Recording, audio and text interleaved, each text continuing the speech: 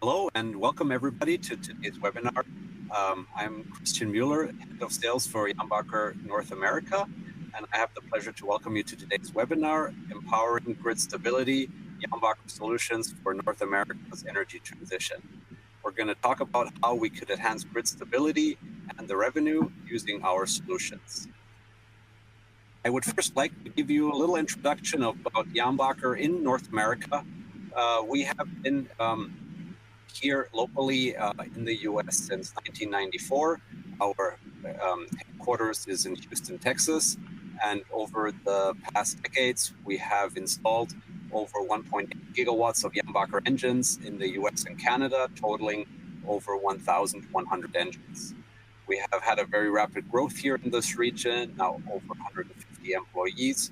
We have parts warehouses, overhaul facilities, and training centers, all local here in the US. And it is very exciting that we can do this webinar together today. And I want to introduce you to our two speakers who will bring you through the webinar. The presenters are Andrea Pivatello, the Senior Business Development Manager, who has a lot of experience in power generation over the last 20 years, as well as Freddie, who's a Senior Technical Proposals and Business Development Manager, also with extensive experience. And these two fine gentlemen will guide you through this webinar, which has a lot of interesting content.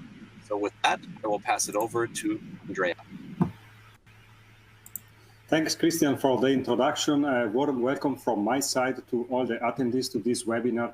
So today we will try to guide you to understanding the renewable integration challenges and how we can try to solve and to provide a solution with our solutions.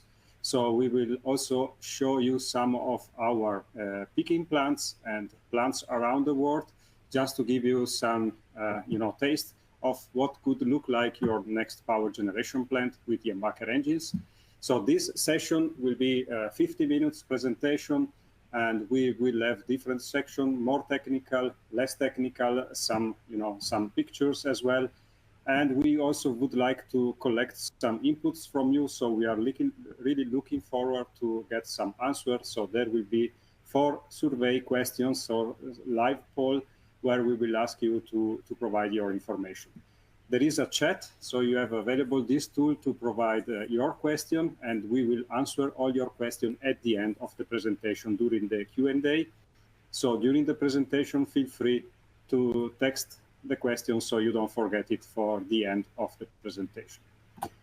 And yeah, so with that, I start exactly with the first poll. So here we have multiple answer capabilities. So the question is, if you are operating in an ISO or RTO market, can you tell us which one it is?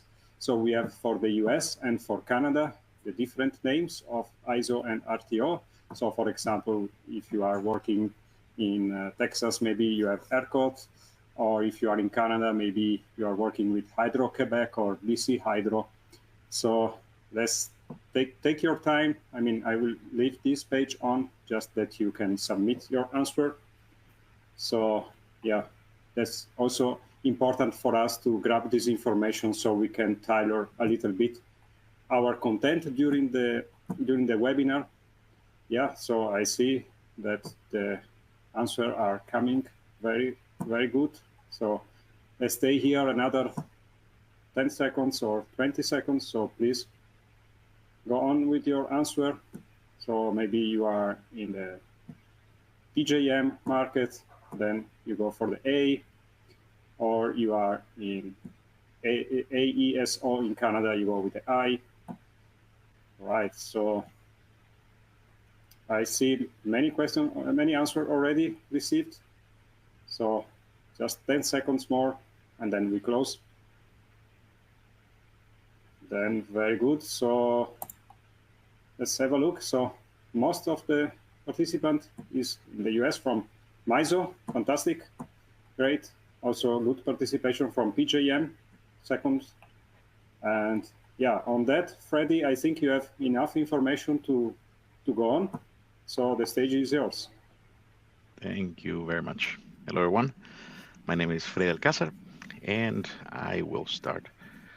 First of all, let's have a look at the North American market. overview first at what the renewable integration targets are. So in the United States, at federal level, there's at least a goal of 100% carbon pollution-free electricity by 2035. In the case of Canada, we're talking about net zero around 2050. On the right side, you'll see a graph that talks a little bit about the current status and the future of different markets, both in the US and in Canada. Now, in some cases, you'll see as there was no actual target. The reason is that for places like PJM or ERCOT or SPP, the targets change a lot. In some cases, they don't completely put them out. In other cases, they can change anywhere from 30% all the way to 100%. But in general, for US, we can consider 100% by 2035.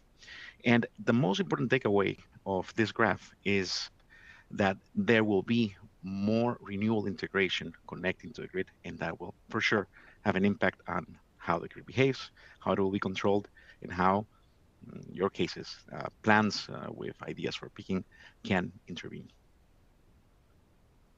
Now, let's talk a little bit about the ISO RTO landscape, specifically a little bit about the regional market challenges. So we have here both the US and Canada challenges and different challenges seen by different ISOs RTOs. Now, although they can differ, they are also related. You go and you see common things like issues with capacity risk, issues with load growth or industrial growth. You also have phase out of coal or other big power plants. And of course, the inclusion of renewables. On the right side, we wanted to prepare a bit of an overview example of some of the issues we detected. And an interesting one was this one in ERCOT, for example, 152 gigawatts of new load are projected by 2030. That tells you that there will be a considerable growth in what is expected of load in the different markets. Now, just to keep you guys engaged, we have one more poll question. This one has to do with what is your organization's biggest challenge when it comes to renewable energy integration. Here, you can have multiple answers. And the points that we decided to bring up were grid stability, connection requirements, market participation, technical compliance, and if none of these are the actual ones, would be others. So I would call you to, once again, go into the poll function and select. This, of course, gives us a good idea of what is your biggest concern, and that will tell me what I should center on when it comes to discussing. We identified, as I said, these 4 main points as considerable challenges that can come from both the renewable integration and challenges that can come for those having these plans.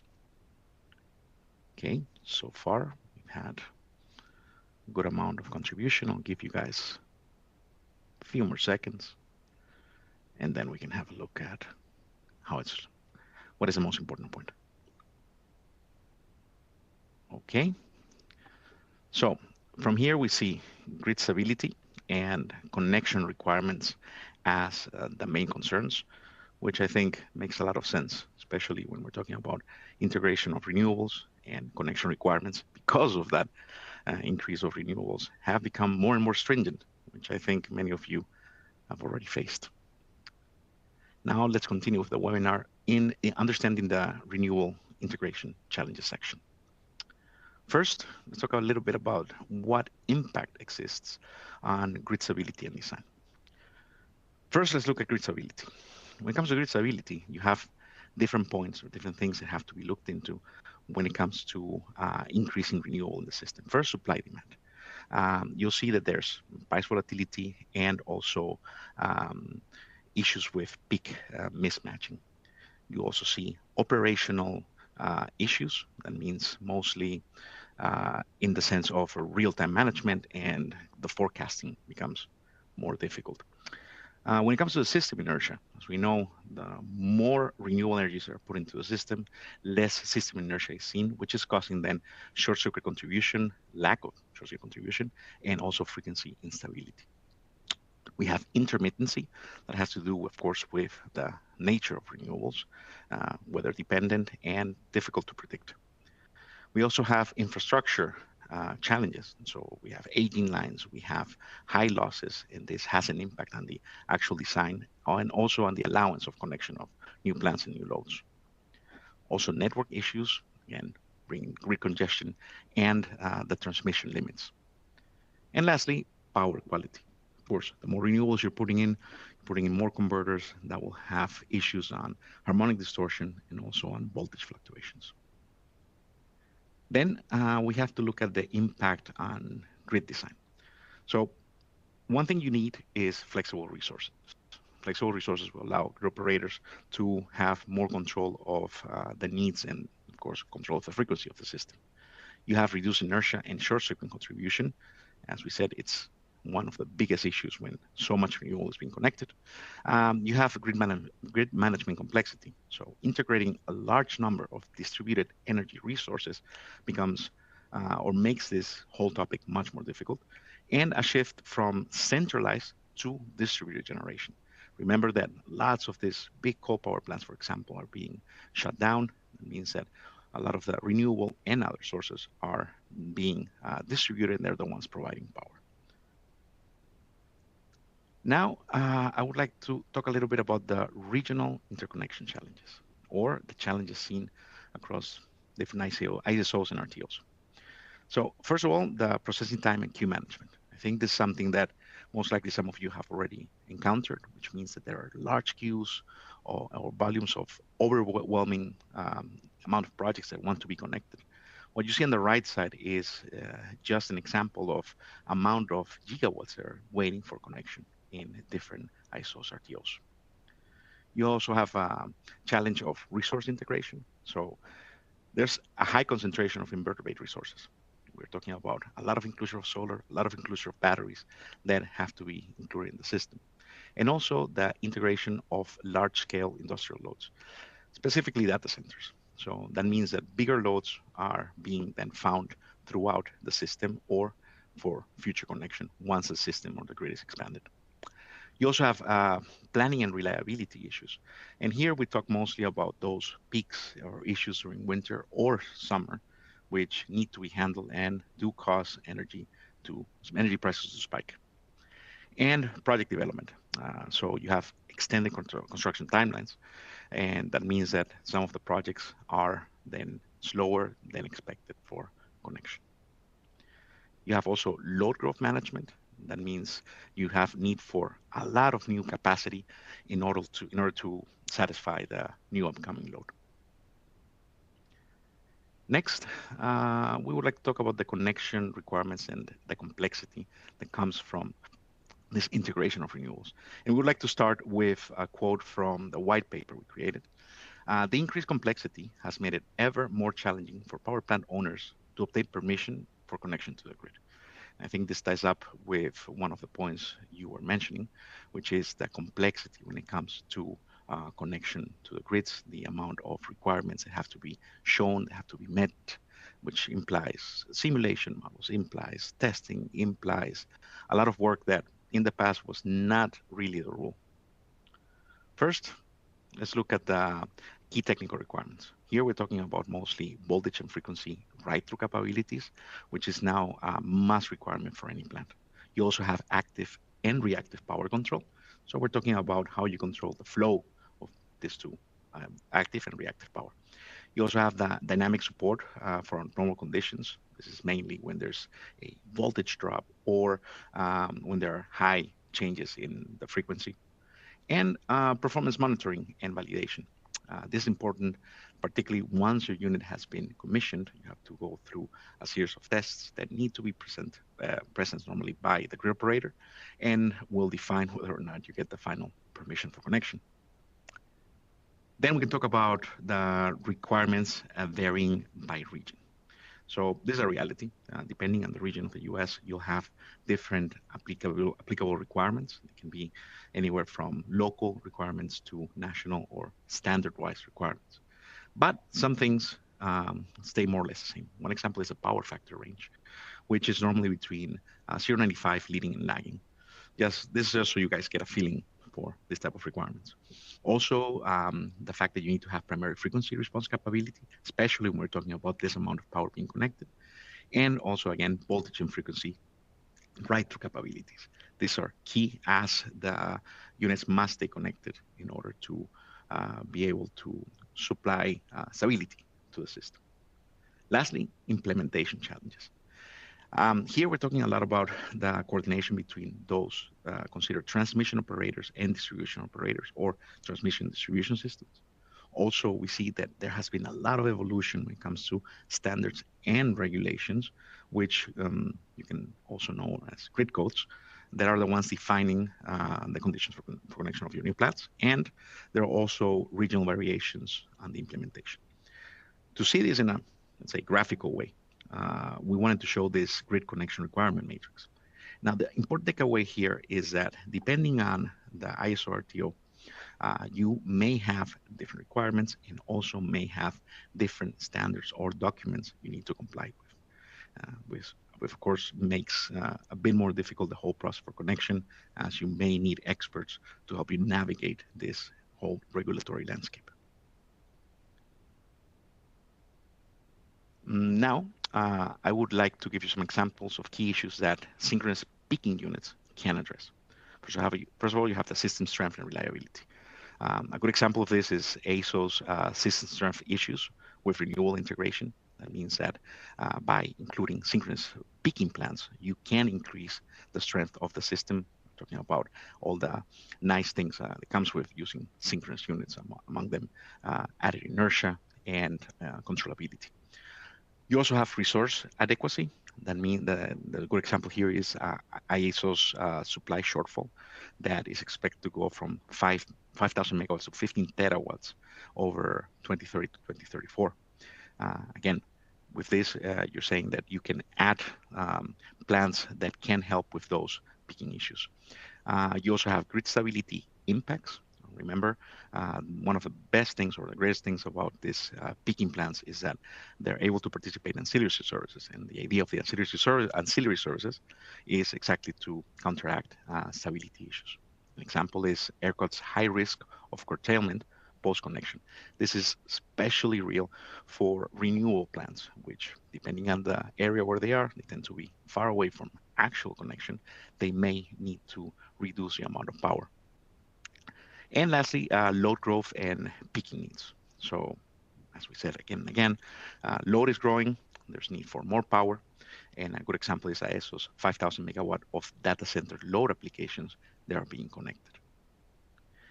Now, in order to help understand what is the impact of having a traditional grid or a grid where you have a lot of synchronous machines, again, coal or nuclear, versus a grid with high renewable, we wanted to show you this performance score. Here, the performance score is basically a relationship between the capabilities of what your technology can do versus what the actual requirement is.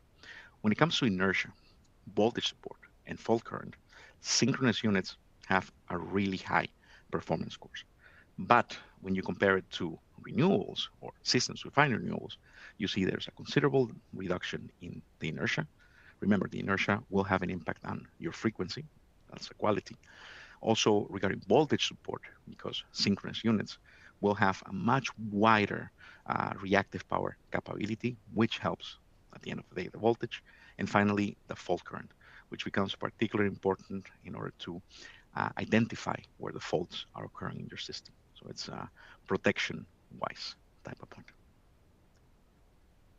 And this leads us to the next section, where we get to talk a little bit about our actual solutions, Jenbacher Solutions overview.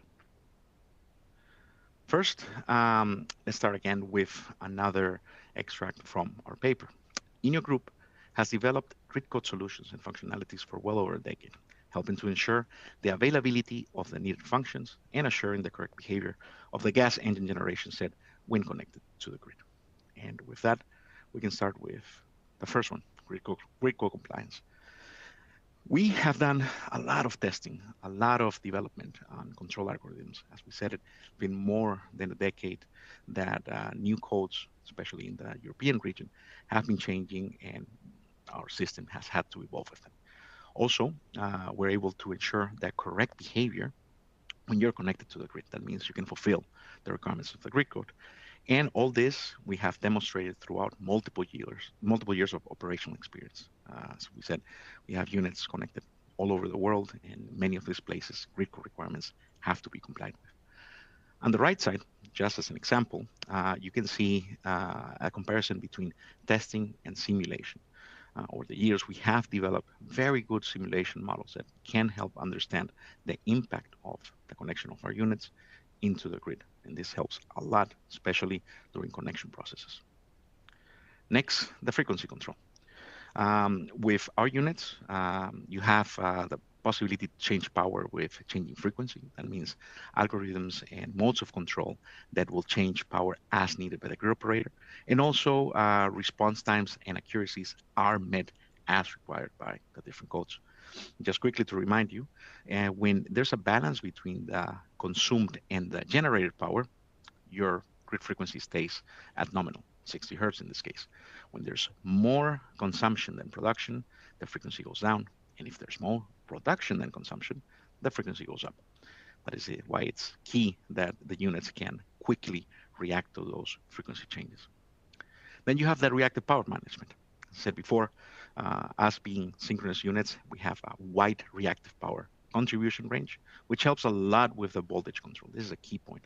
Remember, there are certain even capability markets that just by having the possibility of providing reactive power, you can get compensations. You also have dynamic response capabilities. That means how the units react to quick changes in the voltage. For example, a short circuit in the system. And to remind you all guys what this reactive power is, well, on the right side, I think most of you have seen this picture, which gives you the relationship between the kVA, or the apparent power, the kilowatts, which is the actual real power, that's most likely what you get paid for, and the kVAR, which is this reactive power we've been talking about. Remember, this will be used for controlling voltage, which is something we're looking for. And lastly, fault write-through capabilities. Fault write-through. I'm pretty sure many of you have heard about this. It's a requirement that has become more and more important, where your units cannot, or your plant cannot disconnect from the grid in case a short circuit occurs. In our case, we have tested and shown under voltage and over voltage write-through capabilities, and also recovery characteristics, which means how we can return to the nominal voltage or original voltage after a fault. On the right side, you just see an example of what we consider our minimum FRT capability, and what we can do right now as our maximum capability. It goes, it's okay for faults down to 0% for 250 milliseconds. And now, another really important point would be our flexibility and adaptability characteristics. First, the rapid startup.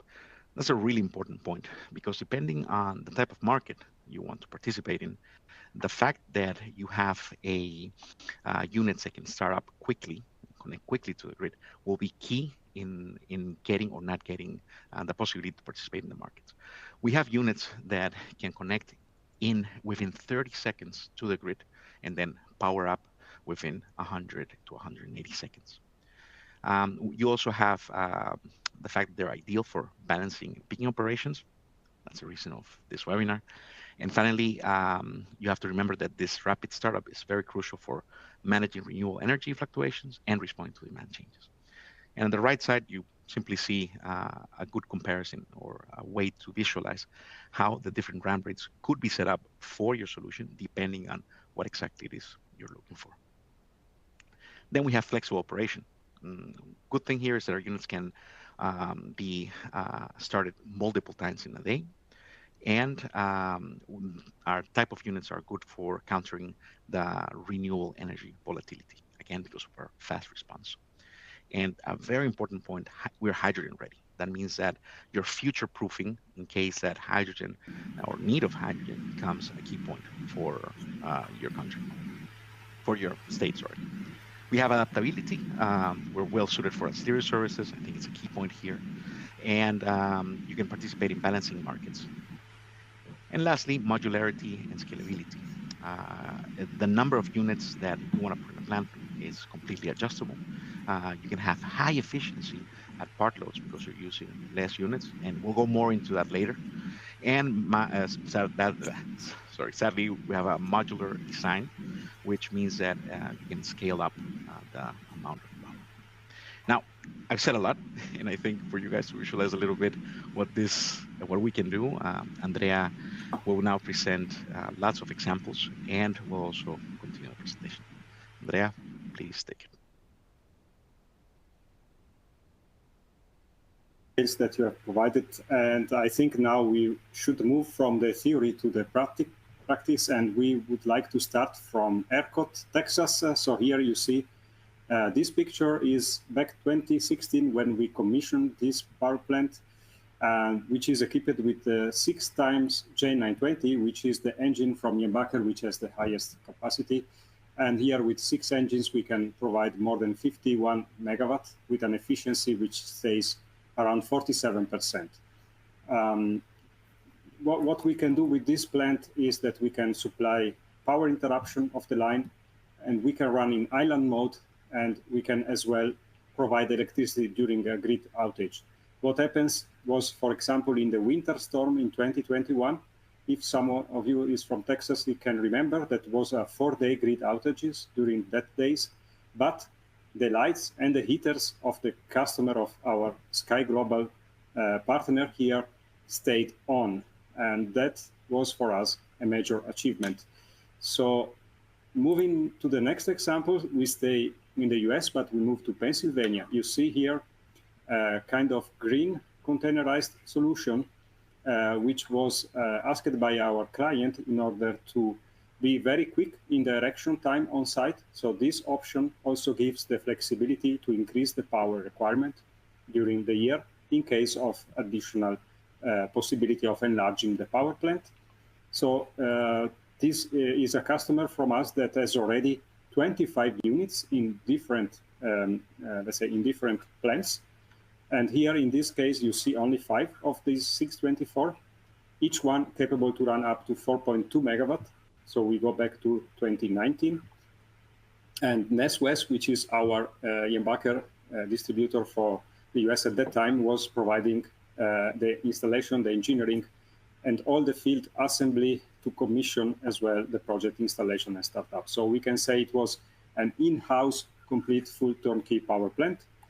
And yeah, this required only 4 months of on-site construction. So when it comes to the speed of execution, the container solution is the best one that we can achieve.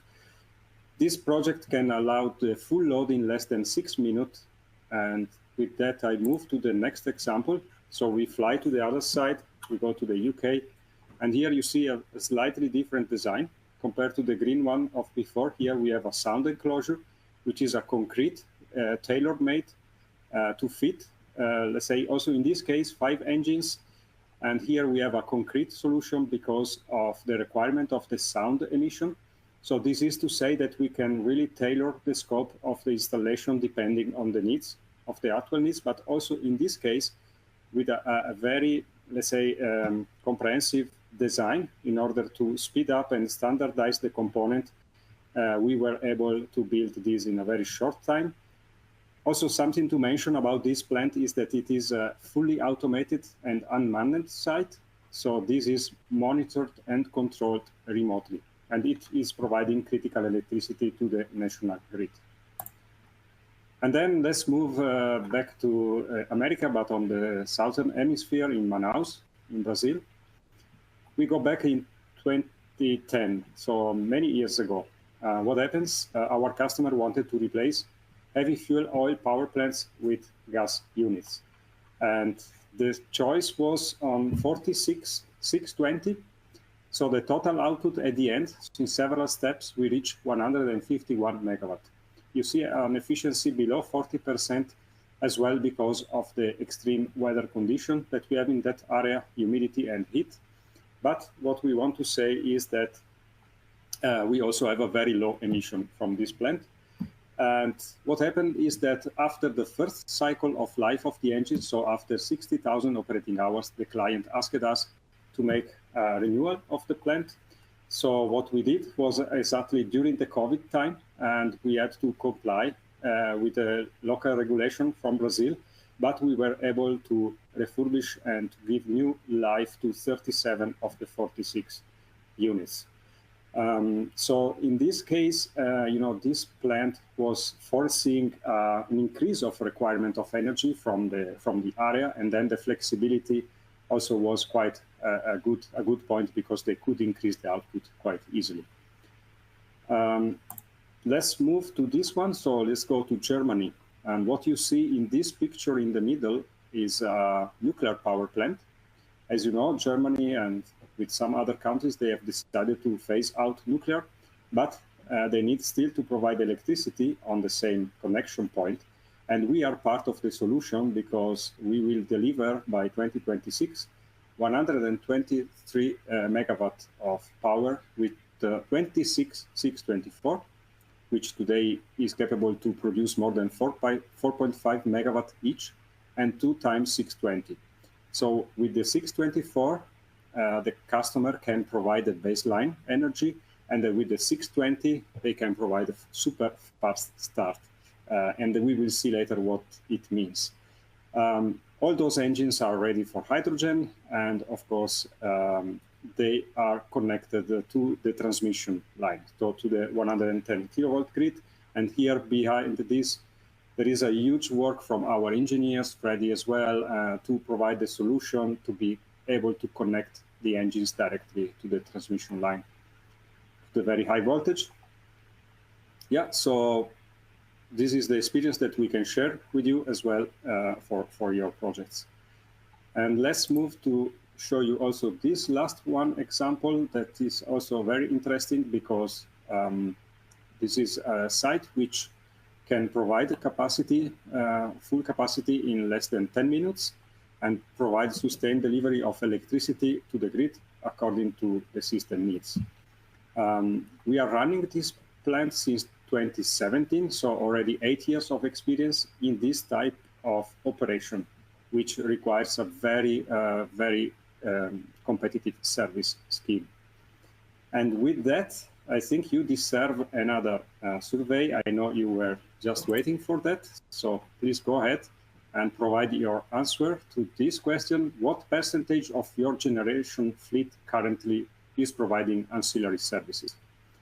So you have one choice, so it's small for A, medium with C, or very high with E, or maybe you don't provide any ancillary services yet, and maybe you are going to change your mind after this webinar, who knows? Perfect, so let's please go to the survey page and please provide your answer. I see the votes are coming, thanks a lot. So let's stay on it for another 10 seconds. Take your time. If it is not really correct, it is just for us to give flavor of that. All right. So 5 seconds to go. All right, very curious to see the outcome. All right, so I don't provide ancillary service. Good, that means that you are on the right webinar. Maybe you have some hints and suggestions from us today, so we would like now to move on with the implementation and the benefit of the products from Jenbacher in terms of providing ancillary services. So we have talked already about frequency support.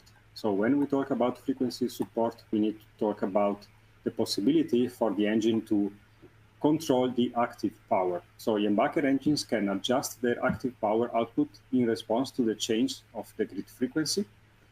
So we can as well provide engines which has the super fast start capability, and all these functions can be activated automatically or by the operator command. And when it comes to voltage support, is the very second important capabilities. So you have the possibility when you purchase a Jenbacher engines also to provide support to the voltage of the grid. And how we do that, you remember the picture from Freddy with the beer. We control the reactive power, and we have a wide range of reactive power in consumption and in production from the generator. In the future, we are as well thinking to develop a synchronous condenser function with zero active power. What it means is that when you don't need to provide any active power, you can decouple the engine from the generator remains connected to the grid, and it can provide, synchronous condenser function, so only reactive power. And we think that this is a very helpful capability. And then we move to the inertia provision. Inertia is very specific to the synchronous generators with rotating mass. And you know that the rotating mass of the Jenbacher engines helps resist the changes in the grid frequency. So the kinetic energy that is, let's say, stored in the generator rotation can be used to compensate the fluctuation of the frequency instantaneously, so without any delay. And this makes a lot of sense with a smaller frequency variation, and as well it goes together with the integration of the renewable, which does not provide inertia. And last but not least, we all remember what happens 1 week ago in Chile. 98% of the grid was completely on blackout, and it took some time to recover. Very interesting feature from Jenbacher is the capability to provide black start again, and as well to repower the grid. What is behind the black start? Behind the black start, there is a lot of coordination during the engineering and design phase, and we can share here a lot of experience from our engineering team to really understand what are the needs to put everything into our master control and to be really capable to start and re-energize the grid again with the engine. I think with that, we can move to the next slide, which is just from another angle, which kind of market one customer could enter with a Jenbacher engines. So we have talked already about frequency related services. So the TSO, the operator of the grid, can ask to the power producer to regulate the frequency. So they have different schemes. They have spinning reserve, they have non-spinning reserve. So spinning reserve is when the engine is already running on the grid. Non-spinning reserve is when the engine is not running in the grid and it is required to compensate the frequency deviation. And then we have the one that comes at a later stage when the grid needs to recover the set point of the power plants. They call for supplemental reserves. And then we know about the voltage support services is always required from the grid to, especially in the distribution, to control the reactive power. So we can do this with the power factor correction capability and the voltage regulation. And then we have the system restoration services that we have just briefly mentioned before, but this means that we can as well operate in island operation for unlimited time. And this is also connected to the other essential services, which means scheduling and dispatch of energy, following of the load, and management of energy imbalance. What we have here is a table which summarizes some of the potential sources of income from the different markets. And for the different service that you are providing, you can have different market prices. You see very large range because those numbers really change over the time. There are auctions, there are live markets. So those numbers are just for reference. We took some numbers officially from the operators back in 2023, but this just for a flavor or let's say very comprehensive. Every operator is providing support, mostly quite interesting. Not a big difference between one and each other, so quite aligned. But as we see this market growing and potentially create a good opportunity of business for the power plant, which match very well with the capability of the engine, which I'm going to summarize into this table.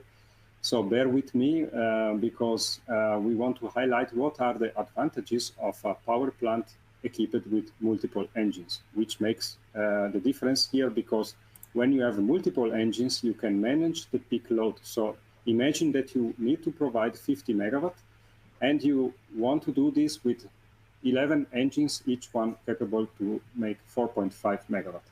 In this configuration, you can go with the highest efficiency with partial load up to 5% of the total output. This means that you can run down to 2.5 megawatt and still have a very high efficiency, which is very unique, and you can achieve this only with a gas engines configuration. Second characteristic is the time that it takes to transfer the load from start and from zero to full load. As we mentioned briefly, we can provide different types of version of engine, which are designed to provide very fast start. So we call them ultra fast start capabilities, less than 2 or 3 minutes maximum until full load. And also very important, no limitation on the number of start-stop. Can be as well several times per hour. So with this capability, the customer can access many electricity markets, can be the day ahead, the intraday, and the secondary control power. And then in terms of ancillaries that you need, of course, natural gas.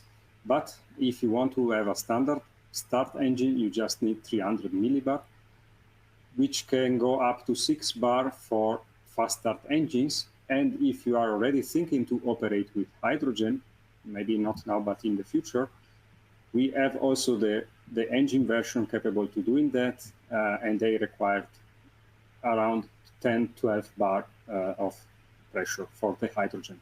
So we just need medium pressure pipeline. We don't need very high pressure for these plants. And then when we talk about performance in different locations and in different environments, it's very important to highlight that we have several installations around the world, in desert and in hot and humid country. What it means for the product, it means that we select the right intercooler, the right turbocharger that is capable to provide the full load required by the customer, and as well to provide the highest efficiency as possible.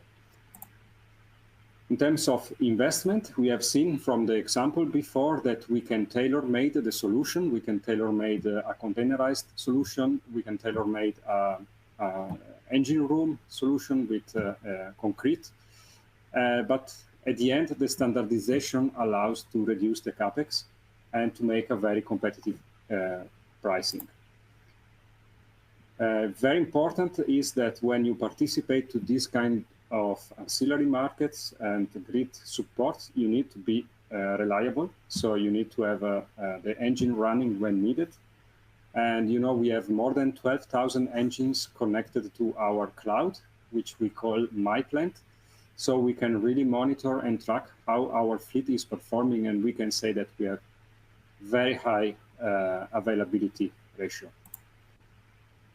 So when we talk about ready for hydrogen engines, we are certified by the TÜV, and this capability allows you to get access easily to the tendering processes. We see this very often in Europe. Mostly all the new peaking plants require hydrogen readiness for the engines, and then in this case we can offer you full support with kind of simulation and whatever you need in order to be able to apply for your power plant or hydrogen ready. And last but not least is the service structure. As Christian mentioned at the very beginning of this webinar, we are in the US since 1994. And we have already 1,100 engines installed, and we have 150 people working on the field. Our headquarters is in Houston, but we have warehouse spread over the country in North America, and this helps a lot in order to provide spare parts very quickly, to provide technician when needed, So also the standardization of the system components increase the availability of our offering. Perfect. So with that, we reached the last slide, which only wants to recap a little bit what has been said so far. So we have now showed you some technical capability. Freddie went through the main characteristic and the main aspect that we can provide in order to solve the challenges of the congestion of the grid and the integration of renewable.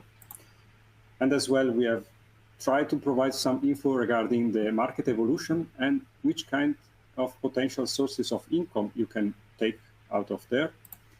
And we wanted to back it with some real cases and some references. So I think that's it from our side. We still have 15 minutes left for the Q&A session. And yeah, then with that, I think we can move to the Q&A. Excellent. Thanks, Andrea. Thanks, Freddie. Hello, folks. My name is Mark Cox. I'm a senior communicator at INNIO, and my job is to facilitate the questions and answers portion of today's webinar. We have plenty of time for questions, so if you do have some, please don't hesitate to enter them into the box on the tool that you're using. Several people have asked if this presentation will be available after the webinar, and yes, it is available for you to access via the same platform that you registered with. You'll be able to not only see the slides, but also review the entire webinar for a period of 1 year, streaming immediately following this evening. So thank you for your interest there. And let's get started on one of the first questions here. Let's see. The first question, will your generators accept hydrogen carriers like methanol, ammonia, DME, as well as H2? Hydrogen carriers as well as H2. Gentlemen? Maybe I take this. Thanks, Mark. So today our offering portfolio is we can offer 1 megawatt power from the type 4. 100% hydrogen, and as well mixing from natural gas and hydrogen from 0 to 100%.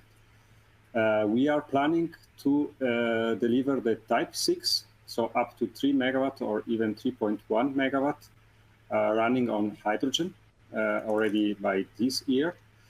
And so we have done several testing for methanol and ammonia. The status for ammonia, we can say that we have done single cylinder testing already in-house, and this is, the first step for developing a combustion engine, and the result has been excellent. So now we are working to, let's say, deliver the first complete genset with ammonia. Regarding DME, we don't burn liquid, so DME is not part of, let's say, our study and research. Excellent. Thank you, Andrea. Moving forward with another question on H2. This question is, your engine with H2 is 47% efficient. How does it compare to fuel cells? Good question. In terms of efficiency, electrical efficiency, the combustion engine offers stable efficiency for the duration of the entire life of the engine, and as well very stable efficiency also on different levels of operating temperature. So we can stay at this level, this very high level, without any concern that it drops or it changes or it fluctuates during the operation, and as well during the running hours of the engine itself. We are not, let's say, comparing ourselves to fuel cell, because on the megawatt size, we still see few competitors at the moment, and as well on the 3 megawatt side. Of course, the fuel cell is technology which requires some specific specificity, like, for example, very high quality of hydrogen. We don't need this very high quality in the combustion engine because we have 30 years of experience with special gas combustion, which is mixture of hydrogen and other components. So the second thing is that with the operation and maintenance experience we have, we can say that we apply the same concept for the hydrogen engines like the natural gas engines. So same reliability, same availability of spare parts, same availability of field technician on the field. And this is very important to keep the availability of the power plant itself. Excellent. Thank you, Andrea. Andrea, the next question is in a similar line. Can Jenbacher engine installations be unmanned and remotely stopped and started? With the technology that we have today, I mean, it's very easy to do unmanned power plants. And we showed also an example before. I think it was in the UK. So we have experience on that. And of course, it is possible. And yeah, we can design it from the beginning, from the customer request. And yeah, I think it will not be an issue. Super. Moving forward, and thank you for everyone who has submitted questions. Please continue to do so. The question is, roughly when will sink condenser capabilities be scheduled to be available? I sink can take condenser capability. Thanks, Freddie. So when it comes to the synchronous condenser capability, this is something that we're already developing. We expect to have this available for mid-26, normally in the bigger units. It makes sense then, for example, in our 624 lineup, when you have the possibility of either having an inertia market. This can happen in the US. I've been reading about this fact, and most likely it will occur, but also on the reactive power side. That means that you don't want to produce any more active power or burn gas. You can then just use generators as synchronous condensers. So yeah, that will be the case around mid of 26. Super. And Freddie, probably another one for you.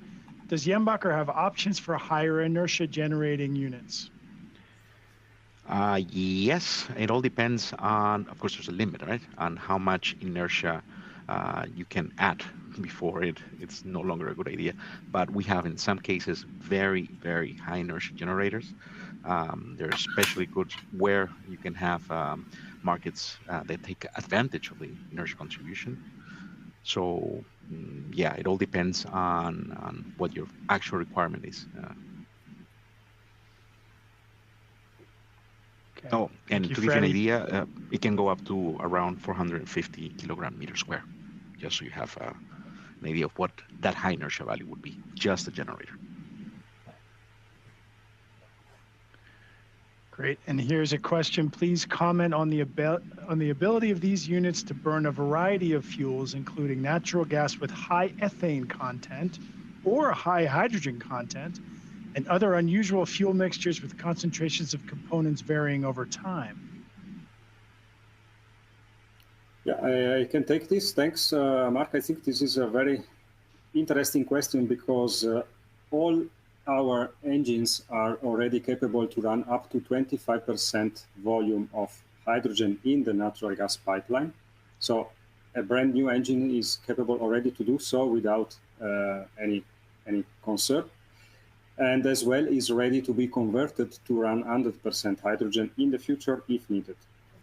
When it comes to mixtures with varying concentration, we normally what we do is that we study the potential ideas of composition of the gas from our clients. So we do kind of 2-3 scenarios and we try to understand which engine suits better for this kind of gas. In our portfolio, we can count more than 500 engine versions, which are each one designed for a specific application and for a specific gas. So with high ethane content or high hydrogen content, yes, we have as well several megawatt installed in very special gas around the world, which can be chemical processes, off gas, or different types of sources of these special gases. And normally we do a very deep study at the beginning, and we are the first to say, yes, we can burn this gas with this performance, with this electricity efficiency, or sorry, we cannot do anything with that. Super. Andrea, there's several questions here about how people can get in contact with you regarding RFQs or more information on projects. Would you like to share your information with the website, webinar attendees? Yes, I think yes. that for a request for quotation, the first connection point will be Christian Mueller, which is your reference for the US. As well, we have a large team there, but today Christian shown up, so he's on his duty now to follow up with all of you guys. But of course, you can find me on LinkedIn, and we will be happy to stay in touch if you need more info. Absolutely. So, further questions. Do you have any engines operating in the waste to energy sector? Yeah, waste to energy is, we have plenty of installation, for example, in the landfill application. So as we said, those, let's say we go back almost 30 years, especially in Europe, there were plans of incentivization of electricity production from landfill sites, from waste. So this could be a real landfill gas, or can be also a gas which comes from water cleaning processes. So this kind of biogas can be as well burned. And in waste to gas, it depends also, as I said before, to the composition of the expected gas. Because if there are some components that can harm the engine, we should remove them, like, for example, chlorhydric acid or very acidic compounds. We need to understand if it makes sense for the customer to clean the process gas enough to stay within the limits of our specification, and then together we can decide if the business can stay live. Because for us, we are on the same boat of our customer with these special gases. If the engine is running and makes our, it's good for both parties. Thank you, Andrea. And here's a similar question, just asking if the Jenbacher engine can run on syngas. Yeah, we did also here. We collaborate with a company which is called Syncraft, which is an Austrian company, and they have developed a process for syngas, wood gas actually, and we have provided the engines for these applications. And basically what we see is very extraordinary result in terms of reliability and performances so far. So it's a difficult process to have a syngas or a wood gas which is stable and clean enough with, let's say, a good cost, operational cost beside. But with this kind of companies, we are having very good results so far.